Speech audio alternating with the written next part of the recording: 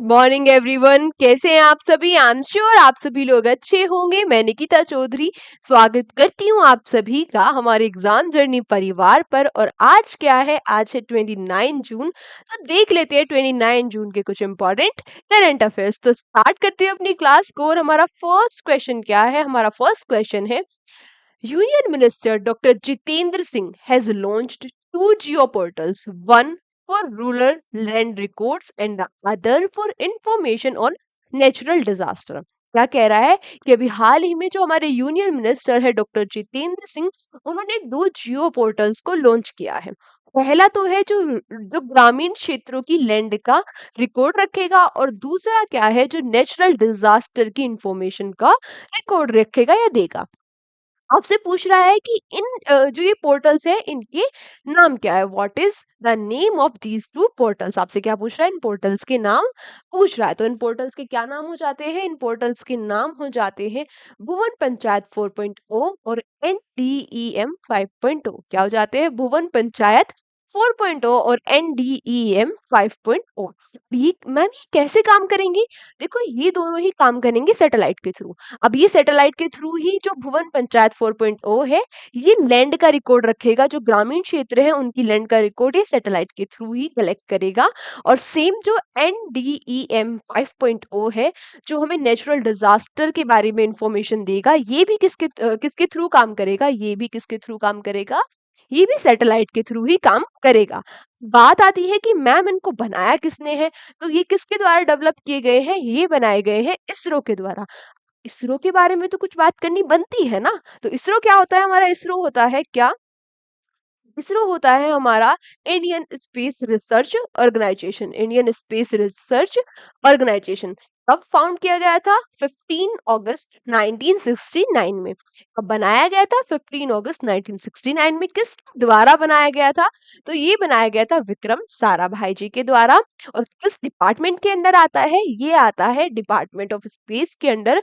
और जिसको directly lead किया जाता है किसके द्वारा, प्राइम मिनिस्टर के द्वारा। अच्छा ठीक है। और इसके हाँ हाँ हाँ। आज तो मुझे स्टार्टिंग में आपके लिए क्वेश्चन फॉर यू मिल गया। ये तो आप बताओगे, क्या बताओगे आप। आज के लिए आपका क्वेश्चन फॉर यू है, क्वेश्चन फॉर यू। ये क्वेश्चन फॉर यू क्या होता है मैम, अरे ये होता है क्वेश्चन फॉर यू जिसका आंसर आप मुझे करोगे कमेंट बॉक्स में।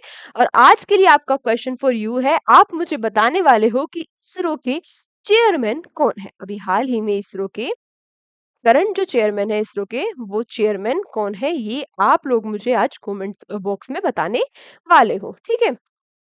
नेक्स्ट आपसे क्या पूछ रहा है, who has who has been elected as the new president of European Council. अभी हाल ही में किसको यूरोपियन काउंसिल के नए अध्यक्ष चुन लिया गया है, तो ये कौन है, ये नए अध्यक्ष बन गए यूरोपियन काउंसिल के, एंटोनियो कोस्टा। एंटोनियो कोस्टा ये नाम हो जाता है इंपॉर्टेंट, इसको आपको रखना है याद। क्या एंटोनियो कोस्टा ये बन गए हैं, क्या ये बन गए हैं यूरोपियन काउंसिल के नए नए प्रेसिडेंट, ठीक है। वैसे हम बार बार इसको रिवाइज करेंगे तो ये याद खुद ही हो जाएगा। नेक्स्ट आपसे क्या पूछ रहा है, doctor Jaishankar doctor doctor Jaishankar will represent Indian delegation at SCO। अब SCO क्या होता है, करेंगे इसके बारे में भी बात। जो डॉक्टर जयशंकर है will represent Indian delegation at the SCO summit to be held from 3rd to 4th July, where will be the summit held. आपसे क्या पूछ रहा है, आपसे पूछ रहा है कि SCO के जो इंडिया के SCO समिट में जो इंडिया की तरफ से डेलीगेशन जाएगा, उसको तो लीड करेंगे हमारे external affairs minister doctor Jaishankar ji. जो कब होगा, 3 और 4 जुलाई को होने वाला है। अब आपसे पूछ रहा है कि ये सारी बात तो ठीक है, आप जरा ये बता दो कि ये जो समिट होने वाला है ये कहाँ होने वाला है। तो ये कहाँ होने वाला है, ये समिट होने वाला है कजाकिस्तान की कैपिटल अस्ताना में। कहाँ होने वाला है, ये होने वाला है कजाकिस्तान की कैपिटल अस्ताना में। अब SCO के बारे में हम कुछ देख लेते हैं। SCO क्या होता है, SCO होता है संघाई कॉर्पोरेशन ऑर्गेनाइजेशन। ये कब बनाया गया था, ये बनाया गया था 15 जून 2001 में। और किसके द्वारा बनाया गया था, ये चाइना और रशिया के द्वारा बनाया गया था। और ये एक पॉलिटिकल इकोनॉमिक सिक्योरिटी और डिफेंस की ऑर्गेनाइजेशन है। किसके लिए ऑर्गेनाइजेशन है ये? पॉलिटिकल इश्यूज को भी डिस्कस करती है, इकोनॉमिक को भी, सिक्योरिटी को भी, डिफेंस को भी, इन सब के लिए एक ऑर्गेनाइजेशन है।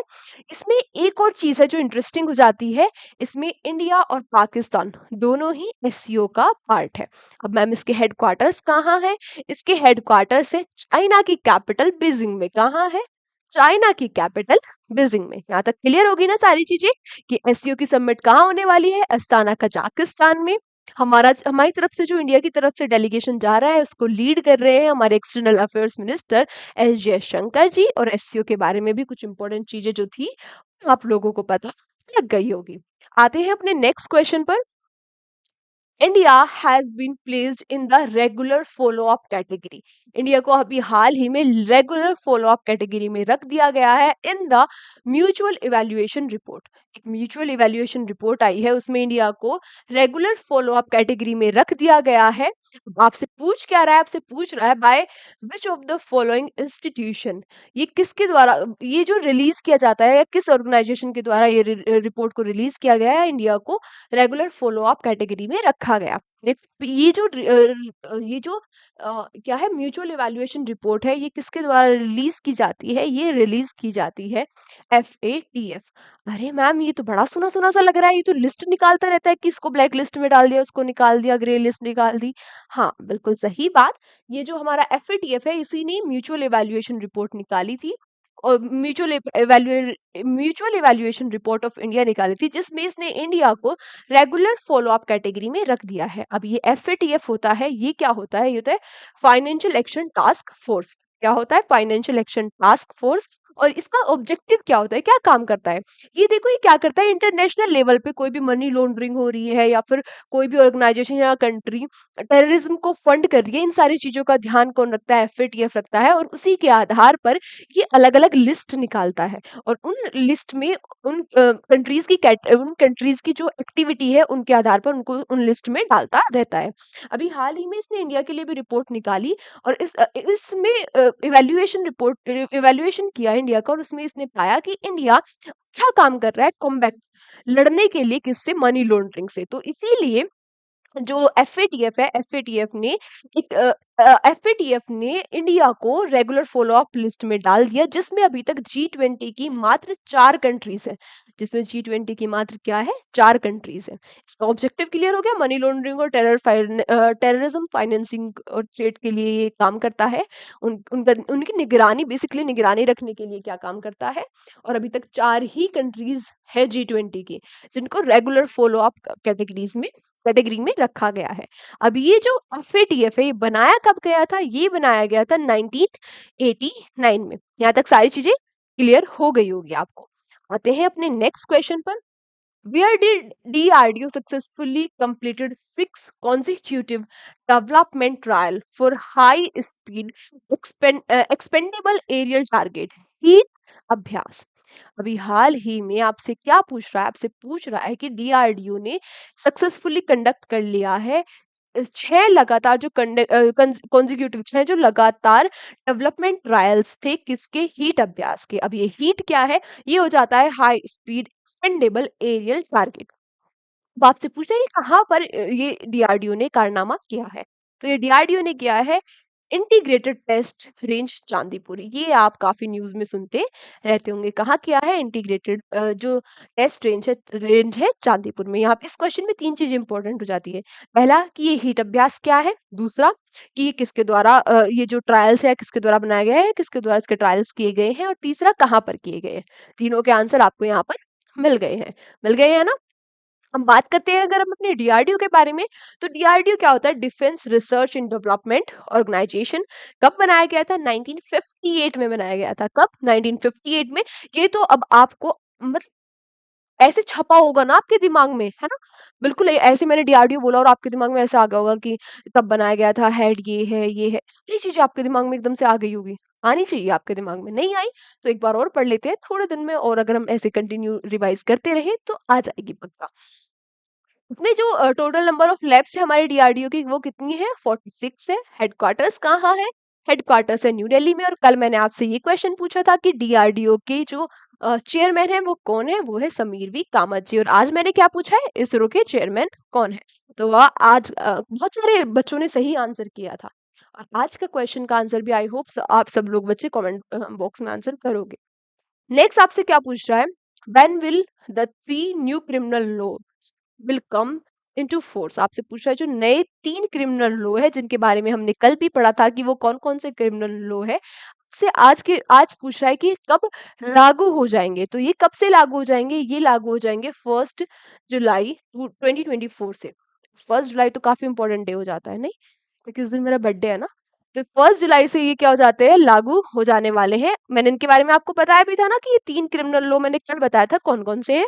एक बार फिर से इनके बारे में बात कर लेते हैं। जो 3 क्रिमिनल लॉ है ये कौन कौन से है, भारतीय न्याय संहिता 2023, भारतीय नागरिक सुरक्षा संहिता 2023 और भारतीय साक्ष्य अधिनियम 2023। ये तीनों जो क्रिमिनल लॉज हैं ये 1 जुलाई 2024 से लागू हो जाएंगे। इनके बारे में हमने कल भी कई सारी चीज पढ़ी थी कि ये टाइम बाउंड होने वाले हैं। जो फाइनल जजमेंट आ जाएगा वो ट्रायल खत्म होने के 45 डेज के अंदर ही आ जाना चाहिए। और चार्ज फाइनल हो जाना चाहिए विद इन 60 डेज। जब फर्स्ट ट्रायल हो उसके विद इन 60 डेज हो जाना चाहिए। तो ये 3 लॉ जो है ये अब आपसे पूछ, ये कब से लागू हो जाएंगे, ये लागू हो जाने वाले हैं कब से, 1 जुलाई से। अच्छा, इनमें कुछ प्रोविजन है कि कुछ चिल्ड्रन से रिलेटेड प्रोविजन है और कुछ जो dignity of rape rape victim है उनसे रिलेटेड ये कुछ प्रोविजन है। इन्हें अगर आप थोड़ा सा पढ़ लोगे तो भी काम चल जाएगा, आपसे प्रोविजन नहीं पूछेगा।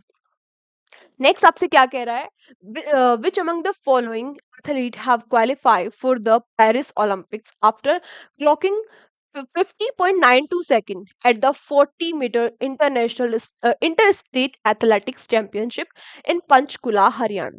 पंचकुला हरियाणा में क्या हो रही थी, इंटर स्टेट चैंपियनशिप हो रही थी, जिसमें किस आपसे पूछा है किसने 400 मीटर की रेस को 50.92 सेकंड में खत्म करके या जीत कर 50.92 सेकंड में जीत कर वो पेरिस ओलंपिक्स जो होने वाले हैं अभी 2023 में, पेरिस समर ओलंपिक्स होने वाले हैं, इनके लिए क्वालिफाई कर लिया। तो ये कौन है, कौन है ये, क्या कह रहा हूँ मैम, चेहरे से नहीं जानते नाम से पहचान जाएंगे। तो ये कौन है, ये है किरण किरण पॉल जी, किरण पॉल जी। इन्होंने किरण पॉल जी ने क्या कर लिया है, किरण पॉल जी ने अभी हाल ही में ये क्या कर दिया है, क्वालिफाई कर लिया है किसके लिए, पेरिस ओलंपिक्स के लिए, पेरिस ओलंपिक्स के लिए। अब ये पेरिस ओलंपिक्स कब से कब तक होने वाले हैं, ये 26 जुलाई से 11 अगस्त तक होने वाले हैं। इनका मोटो क्या है, गेम्स वाइड ओपन। और ये इसमें 329 इवेंट्स होने वाले हैं और 32 स्पोर्ट्स होंगे, 32 खेल शामिल होंगे इस बार किस पे, पेरिस ओलंपिक्स में। कहाँ पर हो रहे हैं, ये हो रहे हैं फ्रांस पेरिस में। कहाँ पे हो रहे हैं, फ्रांस पेरिस फ्रांस में। ठीक है, नेक्स्ट आपसे क्या पूछ रहा है, for which of the following time period did RBI announce the SAARC currency swap framework. अभी हमारे आरबीआई ने सार्क के लिए करेंसी स्वैप फ्रेमवर्क किस टाइम पीरियड के लिए क्या कर दिया है लागू। तो ये 2024 से 2024 से 29, सॉरी, ये 2024 से 29 तक के लिए फ्रेमवर्क जो है ये लागू कर दिया है। ये है क्या, देखो, आरबीआई अलाउ करेगा सार्क कंट्रीज को enter into bilateral agreement with it utilize swap swap facility के लिए बायलैटरल। जो अब ऐसा होगा कि बायलैटरली वो दोनों कंट्रीज क्या कर लेंगे, स्वैप स्वैप अप कर लेंगे अपनी करेंसी को। इसके ऊपर ये क्या किया है, अब 2024 से 29 तक आरबीआई ने ये क्या कर दिया है, ये लागू कर दिया है। ये लागू कर दिया है कि अब बायलेटरली दोनों कंट्रीज जो होंगी वो अपनी करेंसी के बारे में डिस्कस कर लेंगे, उन्हें स्वैप अप कर लेंगे। सार्क के, अच्छा सार्क कंट्रीज के लिए क्या है, तो सार्क के बारे में भी तो देखना बनता है। तो सार्क क्या होता है, सार्क होता है हमारा south Asian association for regional corporation. क्या होता है, south Asian association for regional corporation. ये कब बनाया गया था, ये बनाया गया था 8 दिसंबर 1985 को। इसका जो सेक्रेटरीट है वो कहाँ है, काठमांडू नेपाल में। कहाँ है, काठमांडू नेपाल में। और इसमें टोटल 8 कंट्रीज है, टोटल 8 कंट्रीज है। और वो कंट्रीज कौन कौन सी है, वो है अफगानिस्तान, श्रीलंका, भूटान, इंडिया, मालदीव्स, बांग्लादेश, पाकिस्तान और नेपाल। अच्छा, आप देख रहे होंगे ना, ये हमारी इंडिया की सारी आस-पास की कंट्रीज़ है, हमारी नेबर कंट्रीज़ है। इसीलिए जो सार्क हो जाता है, ये इंडिया के लिए एक इम्पोर्टेंट ऑर्गनाइज़ेशन हो जाता है, क्योंकि हम बहुत सारी ऐसी पॉलिसीज़ पे वर्क करते हैं, जैसे नेबर फर्स्ट पॉलिसी हो गई। तो इन सभी जो कंट्रीज़ हैं, इनकी स्ट्रैटेजिक इनकी जो लोकेशन हो जाती है, वो भी इंडिया के लिए बहुत ही ज़्यादा इम्पोर्टेंट हो जाती है। इसीलिए इंडिया इन कंट्रीज़ के लिए कुछ ना कुछ हमेशा करता रहता है।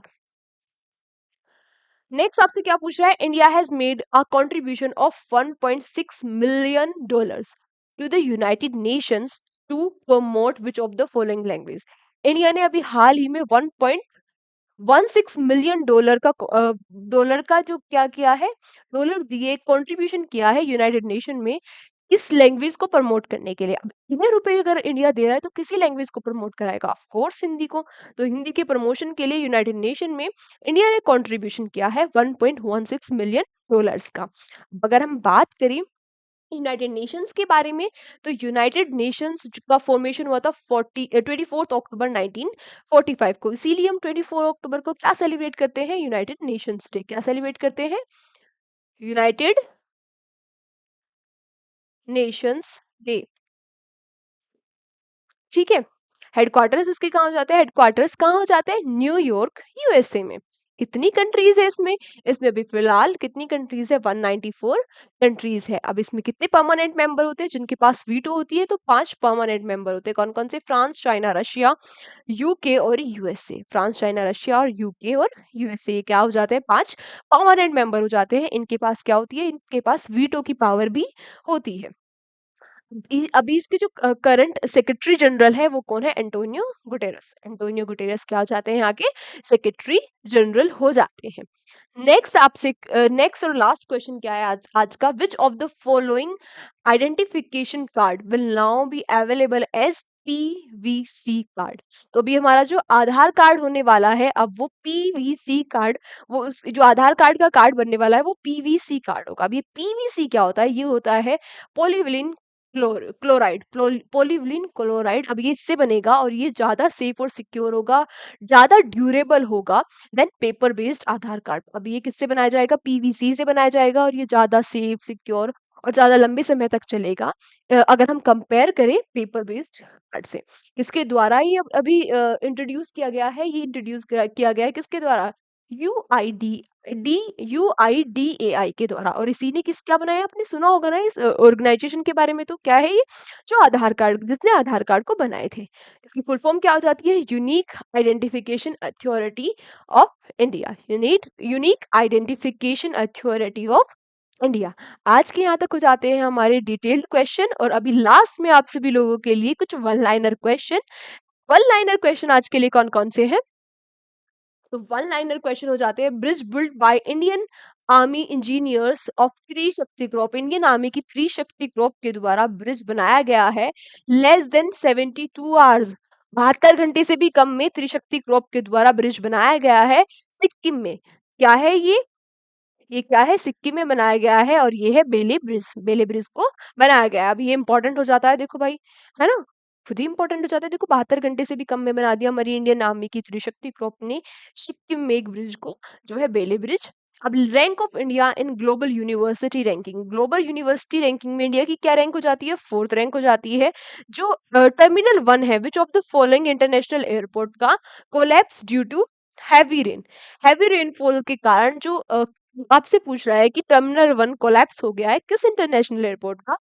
बड़े शर्म की बात है भाई, ये किसका हो गया है, हमारे इंटरनेशनल जो हमारा न्यू दिल्ली में इंदिरा गांधी इंटरनेशनल एयरपोर्ट है, और ये हमारा क्या भी है, ये हमारे भारत का बिजिएस्ट एयरपोर्ट है। New foreign secretary of India, new foreign secretary कौन होने वाले हैं इंडिया के, विक्रम मिश्रा जी। कौन होने वाले हैं, विक्रम मिश्रा जी। और 77.2 magnitude earthquake hit which of the country, किस कंट्री को हिट कर दिया है, पेरू को।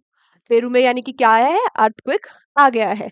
सस्पेंशन ऑफ आप MP revoked from upper house. Upper house कौन सा होता है हमारा, राज्यसभा। कौन सा होता है, राज्यसभा। और लोअर हाउस कौन सा होता है, लोकसभा। तो सस्पेंशन ऑफ आप MP revoke from upper house of parliament. तो कौन से एमपी जो थे उनका सस्पेंशन कर दिया है अपर हाउस से, कौन थे, Sanjay Singh. Agreement to develop a film city in Pradesh by Uttar Pradesh government. कहाँ पर बनाया जा रहा है उत्तर प्रदेश में फिल्म सिटी? ग्रेटर नोएडा में। कहाँ पर बनाया जा रहा है? ग्रेटर नोएडा में। लास्ट आपसे पूछ रहा है ट्वेल्थ ट्वेल्थ ट्वेल्थ विश्व हिंदी सम्मान, 12वां विश्व हिंदी सम्मान in Hindi Samvad event organized by embassy of India in Nepal. किसने ऑर्गेनाइज करवाया? ये डॉक्टर उषा ठाकुर ने। किसने ऑर्गेनाइज करवाया? ये जो 12th विश्व हिंदी सम्मान है, कहाँ पर? इंडिया की एम्बेसी में, नेपाल में इंडिया की एम्बेसी में किसके द्वारा ऑर्गेनाइज किया गया? डॉक्टर उषा ठाकुर के आज की क्लास को हम यहीं तक रखते हैं। Thank you so much everyone हमारे साथ सेशन में एंड तक बने रहने के लिए। और लास्ट में आप सभी लोगों के लिए एक line, there is no present and future of the lazy. जो लोग आलसी होते हैं उनका ना तो कोई वर्तमान है और ना ही उनका कोई भविष्य है। क्यों? अरे ऐसा होगा ना, आप में से भी कुछ लोग होंगे पूरा टाइम टेबल और सब कुछ सेट है और फिर कह रहे हैं यार टाइम टेबल तो बन गया, पढ़ाई कल से करूंगा। ये क्या है? ये आलस्य है। और आलस्य का कोई वर्तमान और कोई भी भविष्य नहीं होता है। क्या करना है? अगर आपने टाइम टेबल बना लिया है, कुछ भी सोच लिया है, उसमें आलस्य नहीं करना है। जो करना है वो करना है। जो कल से करना है वो कल से नहीं करना, वो आज से ही स्टार्ट करना है, क्योंकि कल कभी नहीं आता। तो आज की क्लास को हम यहीं तक रखते हैं। लास्ट में मैं आप सभी लोगों से बस यही कहना चाहूंगी, अपना ध्यान रखिए, अपनी हेल्थ का ध्यान रखिए, अपने बड़ों को सम्मान दीजिए, छोटों से प्यार कीजिए। जय हिंद, जय भारत।